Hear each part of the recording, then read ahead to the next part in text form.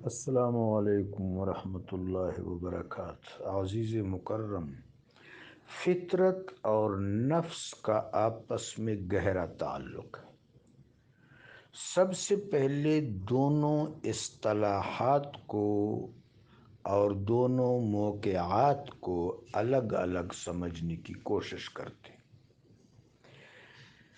اللہ تبارک و تعالی جل شانہ فاطر حقیقی ہے۔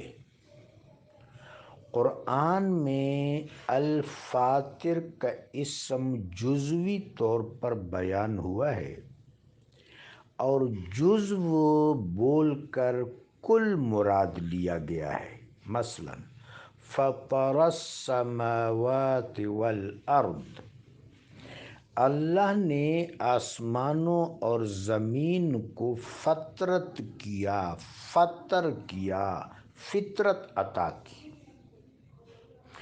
پہلا اسم ہے البدیع، بدیع السماوات والارض، یعنی کسی بھی چیز کا پہلے سے نہ کوئی نقشہ تھا، نہ کوئی تصور تھا، نہ کوئی سبب تھا، نہ کوئی متاع تھی، نہ کوئی میٹیریل تھا۔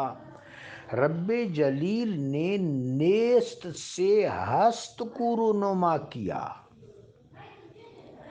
رب جلیل و جمیل نے عدم سے وجود کو رونما فرمایا۔ ایسا کارساز ہے مدبر حقیقی، فاطر حقیقی۔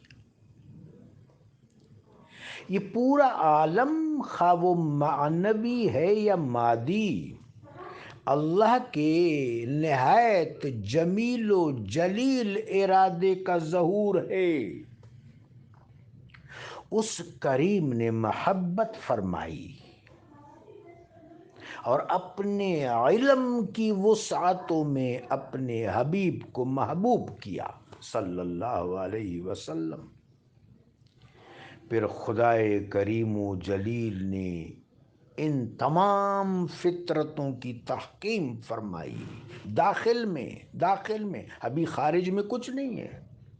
پھر تدبیر فرمائی، پھر ارادہ فرمایا، پھر اپنے صفات کے اعیان کو حرف کن سے خارجی ظہور عطا فرمایا۔ کن کے بعد فیکون کا تسلسل شروع ہوا۔ اس تسلسل کا آغاز جوہر اکمل سے ہوا، جوہر نوری سے ہوا۔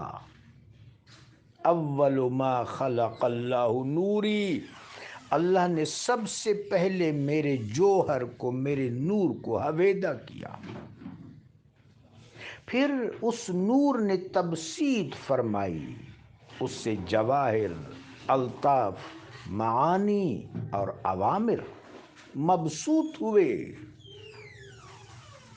حکیم الامہ حضرت اقبال خوبصورت شخص ہیں۔ لوح بھی تو، قلم بھی تو، تیرا وجود الکتاب، گنبد آبگین رنگ تیرے محیط میں حباب۔ اے ظہور تو شباب زندگی، جلوہ التعبیر خواب زندگی۔ اے زمیں از بارگاہت ارجمند، آسماں از بوسہ بامت بلند۔ شش جہت روشن ز تاب روئے تو، ترک و تاجیک و عرب ہندو ہے تو۔ پھر عالم امر وجود میں آیا، لیکن یہ معنوی وجود ہے، لطفی وجود ہے۔ عالم امر میں روح حویدہ ہوئی۔ بعض نے لکھا ہے کہ روح عالم امر میں سے ہے، اور صوفیاء لکھتے ہیں علیہم الرحمہ کہ روح عالم امر کا نچوڑ ہے، زبدہ ہے، ایکسٹریکٹ ہے۔ پھر یہ روح نیچی کی طرف نزول کرتی گئی، حبوط کرتی گئی، جبروت میں، ملکوت میں، میثاق میں، مثال میں اللہ تبارک و تعالی نے اپنا جلوہ دکھایا۔ پھر مثال سے رتق نیچے آیا، اس کا افتقاق ہوا، ایک حصہ دخان، دخان سے آسمان بنے، اور ایک قصہ خیال، خیال سے پھر یہ عالم ناسود بنا، خیال سے بات، بات سے پانی، پانی سے خاک، خاک سے شجر، اور اس طرح نو بنو عناصر ترتیب پاتے چلے گئے۔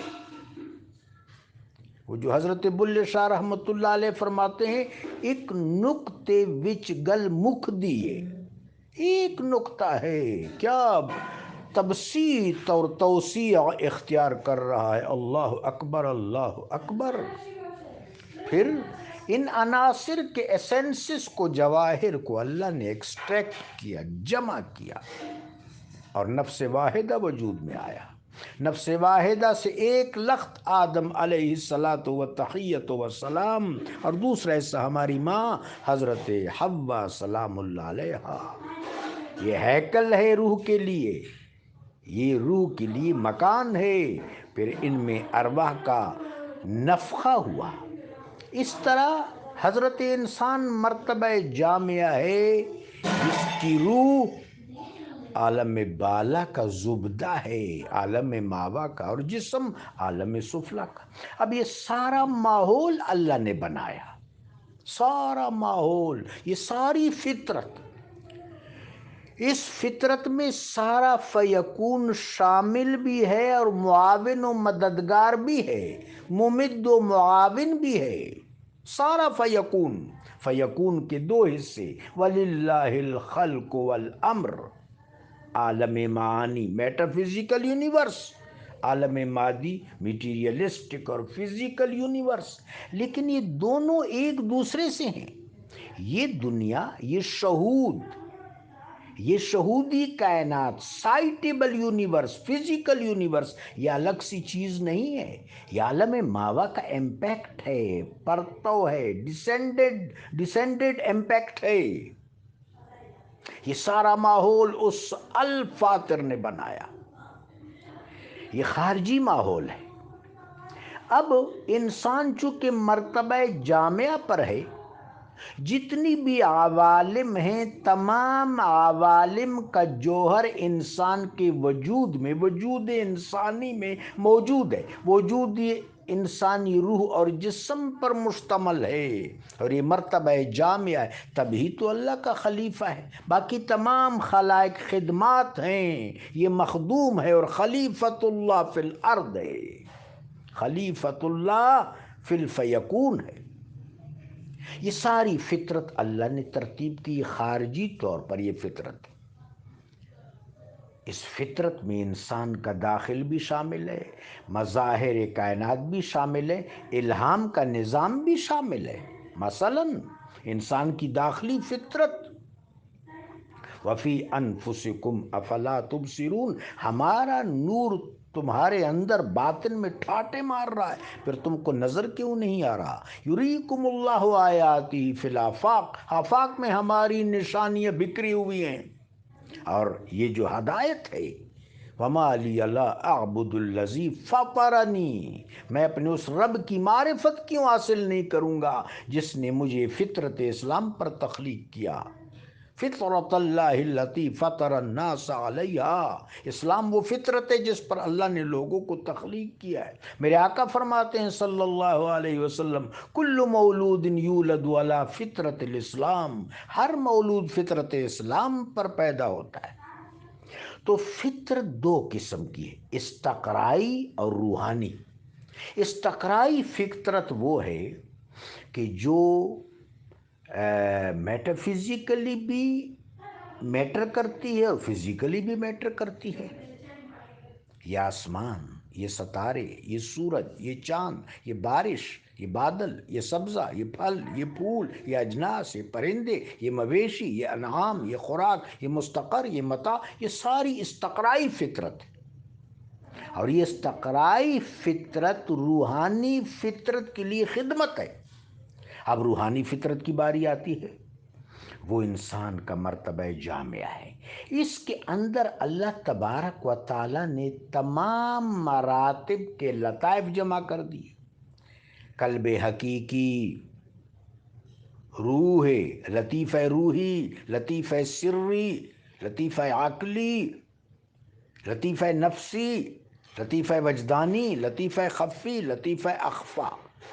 یہ فیکون، بلکہ فیکون سے اوپر جو 3 مراتب ہیں جس میں کوئی شریک نہیں ہے، عالم ہاہویت، عالم سمدیت، عالم الوہیت، ہاہوت ذات کا جہان، لاہوت صفات کا جہان، سرمود اختیار کا جہان، وہاں تو کوئی شریک نہیں ہے. لیکن ان لطائف کے ذریعے اس لامکان سے بھی انسان ملتفت ہے، جڑا ہوا ہے. اب یہاں ایک لطیفہ نفس کا ہے. یہ جو نفس ہے یہ 2 گنا ہے، اس کی بڑی اقسام ہے. شیخ اکبر نے نفس کی 72 اقسام بیان کی ہیں. مثلا یہ جب طلوع ہوتا ہے، جب جسم اور جان کا رشتہ قائم ہوتا ہے تو ایک تیسری قوت وجود انسانی میں پنپتی ہے، یہ نفس ہے. وَالنَّفْسٍ وَمَا صَوَّاهَا فَأَلْهَمَهَا فُجُورَهَا وَتَقْوَاهَا قَدْ أَفْلَحَ مَنْ زَكَّاهَا وَقَدْ خَابَ مَنْ دَسَّاهَا وَالنَّفْسِ اللَّوَّامَةِ. تو سب سے پہلے لوامہ کی حیثیت سے طلوع کرتا ہے، نفس فجریہ کی چیزوں کی پہچان کرتا ہے، حق و باطل میں تمیز، جائز و ناجائز میں تمیز، حلال و حرام میں تمیز، یہ شناخت ہے. اور پھر یہ بڑا بیدار ہے کہ ہر بری چیز پر کنڈیم کرتا ہے، لوامہ ہے، ملامت کرتا ہے. اور اگر یہ تزکیہ کے راستے پر جائے تو منزل طے کرتا چلا جاتا ہے.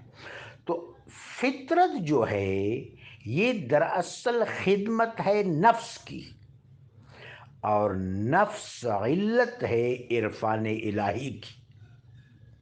فطرت ماحول ہے نفس کی پرورش کے لیے، اور نفس کا نصب العین رب جلیل کی معرفت. اللہ ہمیں عطا کرے.